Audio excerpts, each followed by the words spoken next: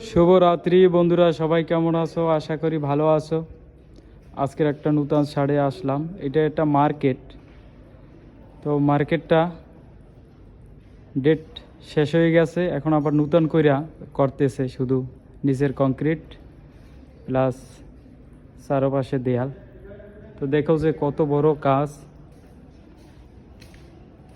কতগুলো পাইপ লাগিয়েছি দেখো বন্ধুরা।